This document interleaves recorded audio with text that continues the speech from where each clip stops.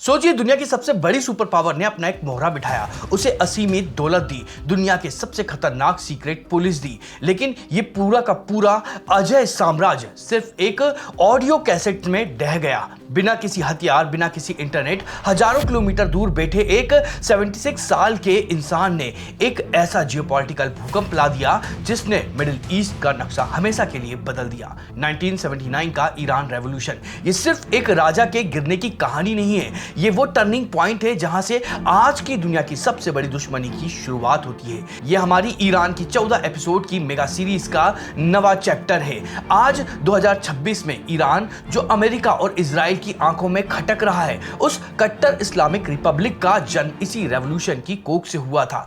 आज का ये एपिसोड आपको बताएगा कि कैसे आज के ग्लोबल क्राइसिस की असली स्क्रिप्ट 1979 में ही लिखी जा चुकी थी।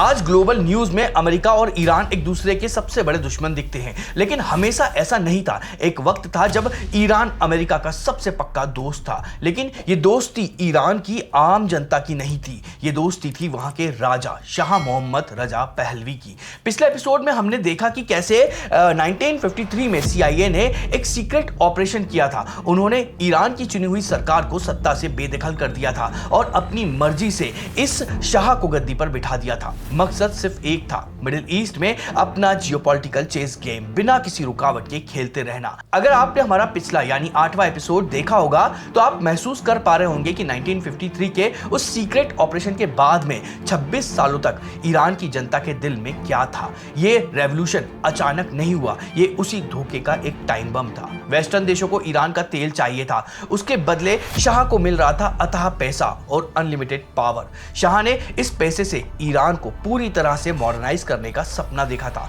बड़े बड़े शहर बनाए, वेस्टर्न लाइफस्टाइल को प्रमोट किया, लेकिन ये चमक दमक सिर्फ चंद अमीरों और शाह के करीबियों तक सीमित रह गई थी। जमीन पर सच्चाई कुछ और ही थी। 1971 में शाह ने पर्शियन एम्पायर के 2500 साल पूरे होने पर एक पार्टी रखी थी। ये कोई आम पार्टी नहीं थी, आज के हिसाब से इस पर करोड़ों डॉलर पानी की तरह बहा दिए गए थे। दुनिया भर से VIP मेहमान बुलाए गए थे, उनके लिए खाना सीधे पेरिस से ही चार्टर्ड प्लेन में लाया जा रहा था। रेगिस्तान के बीचों बीच एक पूरा लग्जरी शहर बना दिया गया था और दूसरी तरफ उसी देश के गांव में आम जनता भयंकर गरीबी से जूझ रही थी। लोगों के पास में बुनियादी सुविधाएं नहीं थी। जब भी कोई इस भारी अन्याय के खिलाफ अपनी आवाज उठाता तो उसे चुप कराने के लिए शाह के पास में एक खतरनाक टूल था, सावाक। ये ईरान की खूंखार सीक्रेट पुलिस थी, इसे अमेरिका और इजराइल की इंटेलिजेंस ने स्पेशल ट्रेनिंग दी थी। सावाक का डर इतना भयानक था कि लोग अपने घरों के अंदर भी शाह के खिलाफ बोलने से डरते थे। अगर किसी ने सरकार की पॉलिसी पर सवाल उठाया तो उसे रातों रात गायब करवा दिया जाता था। जेलों में भयंकर दबाव और ह्यूमन राइट्स क्राइसिस का माहौल था। जनता के अंदर एक लावा उबल रहा था, लेकिन सावाक के खौफ से कोई भी सड़क पर आने की हिम्मत नहीं कर पा रहा था। अगर आपने हमारे चैनल पर 1953 के CIA कूफ वाला वीडियो देखा है तो आप समझ सकते हैं कि बाहरी दखल अंदाजी कैसे किसी देश को अंदर से पूरी तरह से खोखला कर देती है। लेकिन यहाँ एक ऐसा सीक्रेट है जो अक्सर इतिहास की किताबों से छुपा दिया जाता है। शाह को लगता था कि उसने अपनी सीक्रेट पुलिस से हर राजनीतिक विरोध का सफाया कर दिया है। उसने यूनिवर्सिटीज को बंद करवा दी थी, मीडिया पर पूरी तरह से कंट्रोल कर लिया था, लेकिन वो एक जगह को कंट्रोल करना भूल गया था और वो था ईरान का रिलीजियस नेटवर्क। शाह के वेस्टर्न कल्चर और तानाशाही से वहां के धार्मिक नेता बेहद असंतुष्ट थे और यही वो लूप होल था जिसने शाह की किस्मत हमेशा के लिए तय कर दी थी। अमेरिका को लग रहा था कि उसका बिठाया हुआ ये राजा मिडिल ईस्ट में उनके लिए एक मजबूत ढाल है, लेकिन असल में वो एक ऐसा टाइम बम बन चुका था जो कभी भी फट सकता था। जनता सड़क पर आने के लिए पूरी तरह तैयार थी, बस उन्हें एक चिंगारी की जरूरत थी, एक ऐसे लीडर की जो शाहवाक की आंखों में आंखें डालकर बात कर सके। और हैरानी की बात यह है कि वो लीडर ईरान में था ही नहीं, वो 14 साल से देश से बाहर एक निर्वासित जीवन जी रहा था। तो सवाल ये उठता है कि बिना इंटरनेट, बिना सोशल मीडिया और शाहवाक की इतनी कड़ी निगरानी के बावजूद उस एक इंसान ने हजारों किलोमीटर दूर बैठकर पूरे ईरान की जनता को सड़क पर कैसे ला खड़ा करा। 1964 ने शाह ने अपने सबसे बड़े आलोचक को देश से बाहर निकाल दिया था। उसका नाम था अयातुल्लाह रुहुल्लाह खोमेनी। शाह को लगा कि खोमेनी को बाहर भेजकर उसने अपनी सबसे बड़ी मुसीबत को हमेशा के लिए खत्म कर दिया है, लेकिन ये उसकी सबसे बड़ी भूल साबित हुई। खोमेनी वो खोमेनी नहीं है जो कि अभी अमेरिका के हमले में मारा गया है। ये उससे पहले का खोमेनी है। खोमेनी एक टाइटल होता है। खोमेनी को कई देशों में भटकना पड़ा। आखिरकार उन्होंने पेरिस के एक छोटे से घर में शरण ली। उसी घर में बैठकर वो शाह की तानाशाही और वेस्टर्न दखलंदाजी के खिलाफ अपनी बातें रिकॉर्ड करने लगा। अब सबसे बड़ा सवाल था कि शाहबाग जैसे खतरनाक सीक्रेट पुलिस की पैनी नजर के होते हुए ये बातें ईरान की जनता तक कैसे पहुंचेंगी। यहीं पर इतिहास का सबसे बड़ा और अनोखा शुरुआत होती है। खोमेनी ने विरोध के लिए कोई हथियार या फौज नहीं चुनी। उसका सबसे बड़ा हथियार बना एक 90 मिनट का आम ऑडियो कैसेट। पेरिस में रिकॉर्ड किए गए इन कैसेट्स की मास्टर कॉपी चुपके से ईरान तक स्मगल की जाती थी।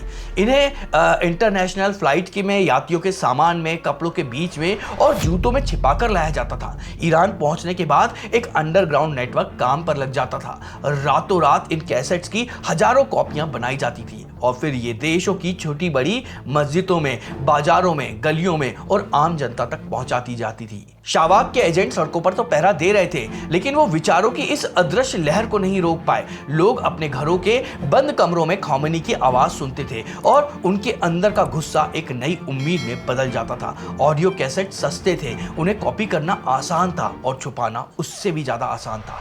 देखते ही देखते ईरान की सड़कों पर लाखों की भीड़ उतर आई। ये कोई आम प्रोटेस्ट नहीं था, ये एक अभूतपूर्व मास रिबेलियन था। मजदूर, छात्र, व्यापारी सब ने एक साथ हड़ताल कर दी। देश की इकोनॉमी और उसके सबसे बड़े हथियार यानी तेल का प्रोडक्शन पूरी तरह से ठप हो गया। शाह के पूरे सिस्टम ने सड़क पर इस भीड़ को रोकने की बहुत कोशिश की। कई जगहों पर भारी तनाव और टकराव का माहौल बना, लेकिन जब पूरी जनता ही सिस्टम के खिलाफ खड़ी हो तो दुनिया की कोई भी ताकत उन्हें रोक नहीं सकती है।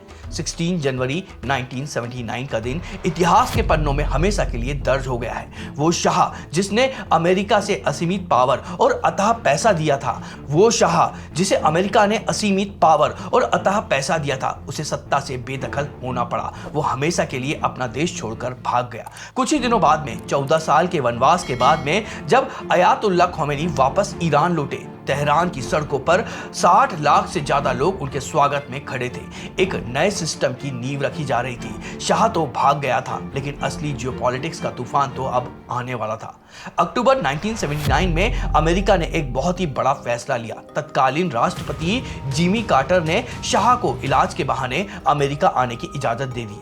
अमेरिका के लिए ये शायद सिर्फ एक मेडिकल हेल्प थी, लेकिन ईरान की सड़कों पर यह एक सीधी चुनौती थी। जनता का गुस्सा एक बार फिर भड़क उठा।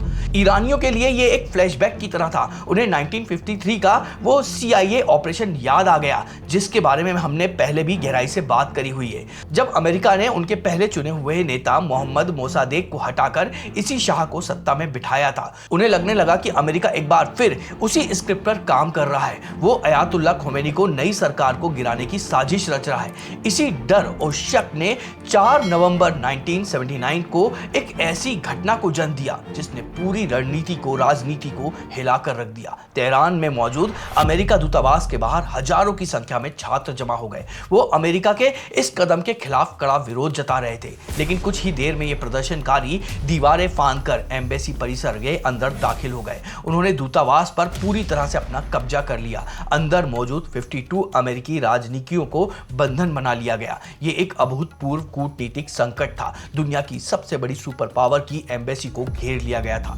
छात्रों की मांग एकदम साफ थी, अमेरिका शाह को वापस ईरान भेजे ताकि उस पर मुकदमा चलाया जा सके और ईरान के अंदरूनी मामलों में अपनी दखलअंदाजी बंद कर दे। ये घटना अगले 444 दिनों तक चलने वाली थी। इसी दौरान अमेरिका ने हर मुमकिन कोशिश की। कूटनीति से लेकर भारी आर्थिक पाबंदी तक हर हथकंडा अपनाया गया। यहां तक कि अप्रैल 1980 में अमेरिका ने एक secret military operation Eagle Claw भी लॉन्च कर दिया था। मकसद था अपने बंधकों को छुड़ाना, लेकिन ईरान के रेगिस्तान में एक भयंकर रेतीला तूफान ने इस पूरे ऑपरेशन को बर्बाद कर दिया। अमेरिका के हेलीकॉप्टर आपस में टकरा गए। ये ऑपरेशन एक भयानक विफलता साबित हुई। इस नाकामी ने ग्लोबल स्टेज पर अमेरिका की छवि को गहरा धक्का पहुंचाया और दूसरी तरफ ईरान में अयातुल्लाह खोमेनी की ताकत को और भी ज्यादा मजबूती मिल रही थी। ईरान के अंदर यह सीधा संदेश गया कि अमेरिका शाह के समय अजय लगता था, आज वो उसके सामने बेबस नजर आ रहा था। आखिरकार जनवरी 1981 में लंबे कूटनीतिक वार्ताओं के बाद में बंधकों को रिहा कर दिया गया, लेकिन तब तक बहुत देर हो चुकी थी। अमेरिका और ईरान के कूटनीतिक रिश्ते हमेशा के लिए राख हो चुके थे। ये सिर्फ एक घटना नहीं थी, ये वो मोमेंट था जिसने आज के मॉडर्न ईरान की नींव रखी। एक ऐसा देश जो सीधे तौर पर वेस्टर्न ताकतों को चुनौती देने के लिए तैयार था। लेकिन इस पूरी कहानी का सबसे बड़ा असर सिर्फ ईरान या अमेरिका पर नहीं हुआ। इस इस्लामिक रेवोल्यूशन ने पूरे मिडिल ईस्ट के भविष्य पर डर पैदा कर दिया था। शाह तो भाग गया, अमेरिका से रिश्ते भी खत्म हो गए, लेकिन जब ईरान ने एक ऐसा ऐलान किया जिसने पड़ोस के अरब देशों की रातों की नींद उड़ा दी। आखिरकार अयातुल्लाह खोमेनी ने ऐसा क्या कहा था जिसने अगले ही दशक में एक 8 साल लंबे भयानक युद्ध की नींव रख दी थी।